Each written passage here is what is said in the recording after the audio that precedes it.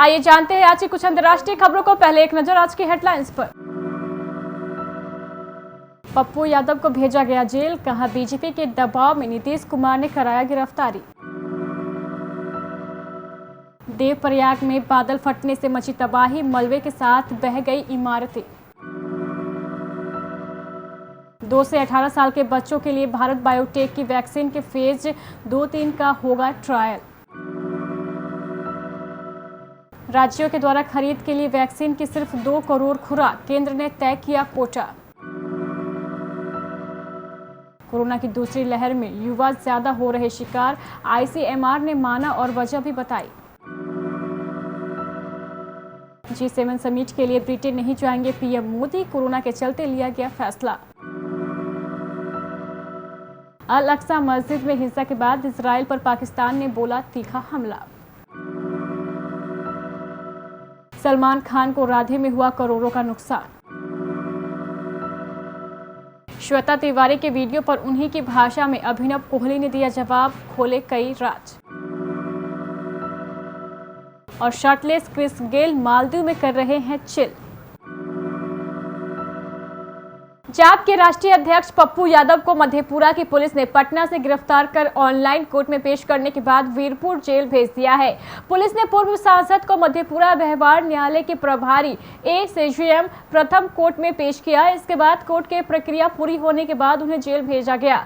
इस दौरान पप्पू यादव ने कहा है कि उनके ऊपर कार्रवाई बिहार के कई निजी मेडिकल माफिया और कई मंत्री के दबाव में की गई है। उन्होंने कहा है कि जब कोई मामला नहीं मिला तो 32 साल पुराना मामले में मुझे साजिश के तहत गिरफ्तार कर जेल भेजा जा रहा है, जबकि कोरोना काल में गिरफ्तारी का कोई प्रावधान नहीं है। हाईकोर्ट में मामला लंबित है। मेरे साथ जानबूझकर ऐसा किया गया है। बता दें कि कोर्ट प्रक्रिया के बाद पप्पू यादव को वीरपुर जेल भेजा गया है, जहां पप्पू यादव के स्वास्थ्य परीक्षण के बाद एक टीम गठित होगी। इसके बाद टीम ने निर्णय पर पप्पू यादव को वीरपुर जेल से मधेपुरा या अन्य जगहों पर शिफ्ट किया जाएगा।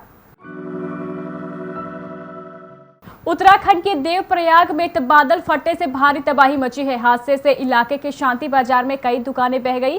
एक आईटीआई का 3 मंजिला भवन भी पूरी तरीके से ध्वस्त हो गया है। देवप्रयाग नगर से बस अड्डे की ओर आने वाला रास्ता और पुलिया पूरी तरीके से बह गया है। हालांकि कोरोना कर्फ्यू होने के कारण जनहानि की खबर नहीं है। मंगलवार शाम करीब 5 बजे दशरथ अंचल पर्वत पर बादल फटने की घटना हुई थी। इससे शांता गदेरा में उफान आ गया। बस अड्डे से शांति बाजार होकर शांता नदी भागीरथी में मिलती है। उफान के साथ आए भारी बोल्डरों ने यहां तबाही मचा दी। यहां मौजूद आईटीआई की 3 मंजिला बिल्डिंग इसकी जद में आ गई। इसके बाद यहां मौजूद सुरक्षाकर्मी दीवान सिंह ने कूदकर अपनी जान बचाई।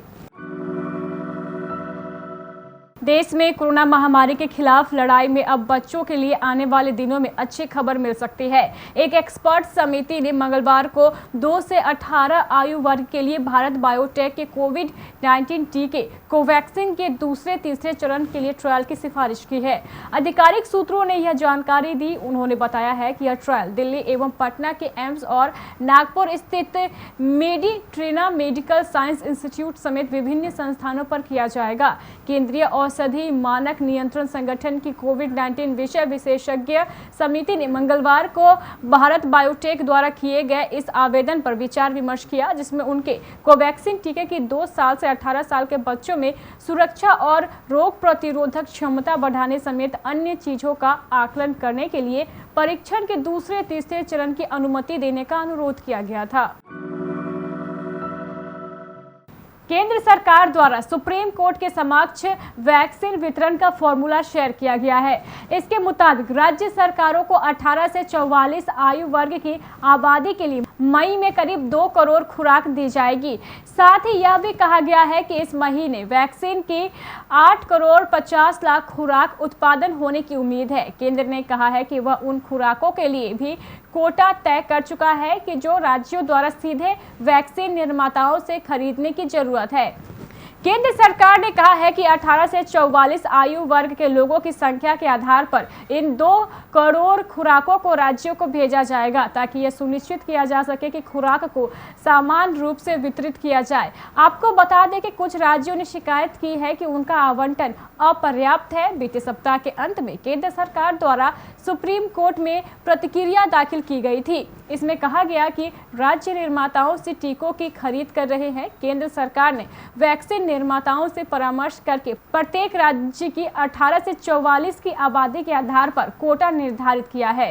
राज्य केवल तय मात्रा में वैक्सीन की खरीद करेगा ताकि राज्यों के बीच टीकों की उपलब्धता में कोई असमानता ना हो।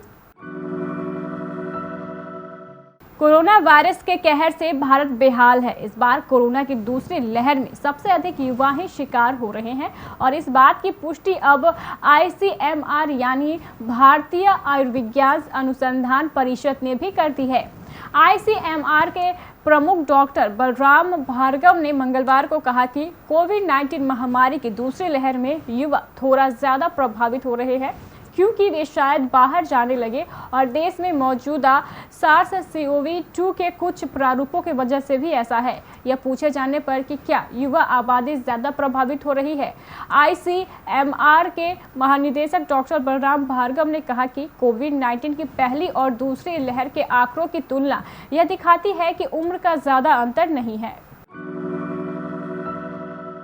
देश में कोरोना वायरस की वर्तमान स्थिति की वजह से प्रधानमंत्री नरेंद्र मोदी जून महीने में ब्रिटेन में होने वाली G7 समिट में शामिल होने के लिए नहीं जाएंगे। पीएम मोदी को ब्रिटिश प्रधानमंत्री बोरिस जॉनसन ने इस साल 11 से 13 जून के बीच कॉर्नवेल में होने वाली G7 समिट में विशेष तौर पर निमंत्रण दिया था। सरकार ने पीएम मोदी का ये दौरा रद्द किए जाने की मंगलवार को जानकारी दी। विदेश मंत्रालय के प्रवक्ता ने बताया कि ब्रिटेन के प्रधानमंत्री बोरिस जॉनसन द्वारा पीएम मोदी को G7 के लिए विशेष तौर पर आमंत्रित किए जाने की सराहना करते हैं। कोरोना की वर्तमान स्थिति की वजह से यह फैसला लिया गया है कि पीएम मोदी G7 की बैठक में शामिल नहीं होंगे। यरूशलेम की अल अक्सा मस्जिद के आसपास हिंसा को लेकर इजराइल के खिलाफ पाकिस्तान ने कड़ा रुख अपनाया है। कई पाकिस्तानी नेताओं ने इजराइल के खिलाफ जमकर जहर उगले हैं। पाकिस्तान के पंजाब प्रांत के शिक्षा मंत्री मुराद रास ने तो यहां तक कह दिया है कि अब फिलिस्तीनी लोगों को पत्थर की जगह बंदूक उठानी चाहिए। पाकिस्तान की सरकार की तरफ से इजराइल को लेकर तीखे बयान आ रहे हैं। पाकिस्तान के विदेश मंत्री शाह महमूद कुरैशी ने ट्वीट कर कहा, मैंने अपने भाई तुर्की के विदेश मंत्री से फिलिस्तीन में अन्यायपूर्ण स्थिति को लेकर फोन पर बात की। तुर्की ने पूरे मामले पर OIC और UN की बैठक बुलाने का समर्थन किया है। इस्लाम के पहले कबीला मस्जिद अल अक्सा में उपद्रव, बच्चों की हत्या और फिलिस्तीनियों को जबरन निकाला जाना अस्वीकार्य है। सलमान खान की फिल्म राधे रिलीज के लिए तैयार है। ये फिल्म 13 मई को पूरी दुनिया में एक साथ रिलीज की जा रही है। पहले इसे थिएटर्स में रिलीज किया जाना था, लेकिन लॉकडाउन की वजह से सलमान खान ने इसे इंडिया में OTT प्लेटफॉर्म Gplex और G5 पर रिलीज करने के लिए डील कर ली है। हम आपको बता दें कि राधे को सलमान खान ने कितने करोड़ रुपए में G ग्रुप को ये फिल्म बेची है। पहले इसके बारे में खबरें भी थी कि डील 230 करोड़ में की गई है और इसे OTT की अब तक की सबसे बड़ी डील बताई जा रही है। ऐसी खबरें बाद में जनवरी 2021 में आई थी। तब ऐसा लग रहा था कि भारत में भी थिएटर्स खुल जाएंगे और ये फिल्म सिनेमा घरों में रिलीज होगी। मार्च के बाद से हालात बिगड़ने लगे और कोरोना की दूसरी वेव ने देश को हिलाकर रख दिया। सरकारों को मजबूरी में लॉकडाउन लगाना पड़ा, जिसके बाद फिर से फिल्मों की रिलीज पर काले बादल मंडराने लगे। सलमान खान ने अपने फैंस को कमिटमेंट दिया था कि वो ईद पर उनके मनोरंजन के लिए राधे को रिलीज करने जा रहे हैं। तो सबसे प्रिय भाईजान ने अपनी फिल्म को आगे टालने की बजाय इसे रिलीज करने का रिस्क उठा ही लिया है। एक्ट्रेस श्वेता तिवारी इस वक्त केप टाउन में है और अपने अपकमिंग रियलिटी टीवी शो खतरों के खिलाड़ी सीजन 11 की शूटिंग कर रही हैं। हालांकि एक तरफ उनकी प्रोफेशनल लाइफ को लेकर श्वेता सुर्खियों में है, तो वहीं दूसरी तरफ उनकी निजी जिंदगी को लेकर भी वह चर्चाओं में बनी हुई है। श्वेता के एक्स हस्बैंड अभिनव कोहली ने एक्ट्रेस पर कई गंभीर आरोप लगाए हैं, जिनका श्वेता ने जवाब दिया था। अब फिर से श्वेता के पति अभिनव ने एक वीडियो शेयर किया। श्वेता तिवारी की जिंदगी में खूब उथल पुथल चल रही है। श्वेता तिवारी के वीडियो के जवाब में उनके एक्स पति ने भी अब अपना जवाब दिया है। अभिनव ने कई वीडियो शेयर किए हैं, उनमें से कुछ में उनका बेटा कह रहा है कि उसे पापा के पास जाना है। एक वीडियो में अभिनव बेटे के साथ खेल रहे हैं और बेटा बोल रहा है कि उसे अपने पिता के पास रहना है। श्वेता तिवारी के एक्स हस्बैंड ने कई ऐसे वीडियो भी शेयर किए जिसमें श्वेता अभिनव के पास से बेटे को ले जाती हैं। अभिनव ने हाल में अपने साथ आए वीडियो का लेकर भी अपना बयान पेश किया है। आईपीएल 2021 के अनिश्चितकाल के लिए टलने के बाद वेस्टइंडीज के विस्फोटक बल्लेबाज क्रिस गेल मालदीव पहुंच गया है। आईपीएल में खेलने वाले ऑस्ट्रेलियाई खिलाड़ी इस समय मालदीव में क्वारंटीन में हैं, क्योंकि उनके देश ने 15 मई तक भारत से आने वाली उड़ानों पर रोक लगा रखी है। गेल सोशल मीडिया पर भी काफ़ी एक्टिव रहते हैं। वह हमेशा अपनी फोटो या वीडियो सोशल मीडिया पर शेयर करते रहते हैं, जिसे फैंस भी खूब सराहते हैं। 41 वर्षीय इस ओपनर ने सोमवार को अपने इंस्टाग्राम अकाउंट पर अपनी वीडियो शेयर की, जिसमें वह शर्टलेस स्विमिंग पूल के किनारे बड़े साइज का बर्गर का लुत्फ उठाते हुए नजर आ रहे हैं।